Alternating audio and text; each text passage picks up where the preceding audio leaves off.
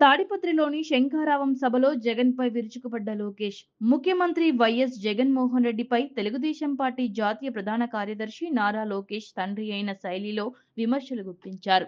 సిద్ధం సభలంటూ లేని జనాలను ఉన్నట్లుగా చూపిస్తూ ప్రజలు అయోమయానికి గురి చేస్తున్నారని, చూసే భయపడ్డ ముఖ్యమంత్రి ప్రజా సమస్యలను ఏం పరిష్కరించగలరన్నారు.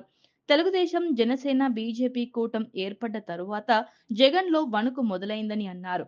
ఒక దఫా ముఖ్యమంత్రిగా పరిపాలిస్తున్న జగన్మోహన్ రెడ్డి నీది ఏమైనా చారిత్రాత్మక పాలన ప్రభుత్వ కార్యక్రమాల గురించి గ్రూప్ 2 పరీక్షల్లో కూడా అడగటం ఏమిటో తెలియదు అన్నాడు. తాడేపల్లిలో పెద్ద పిల్లి ఉంటే తాడిపత్రిలో ఓ చిన్న పిల్లి ఉందని పెద్దారెడ్డిపై విమర్శలు చేశాడు. ప్రభాకర్ రెడ్డి లేని సమయం చూసుకొని ఇంట్లోకి ప్రవేశించాడని, పిల్లి సింహాసనంపై కూర్చుంటే పులికి కాలేదని అన్నారు. తాడిపత్రిని అభివృద్ధి చేసిన ఘనత కేవలం జేసీ ఫ్యామిలీ ఇదేనని, అలాంటి పాలిచ్చే ఆవును కాదని, పెద్దారెడ్డి లాంటి తన్నే దున్నపోతును గెలిపించారని విరుచుకుపడ్డారు.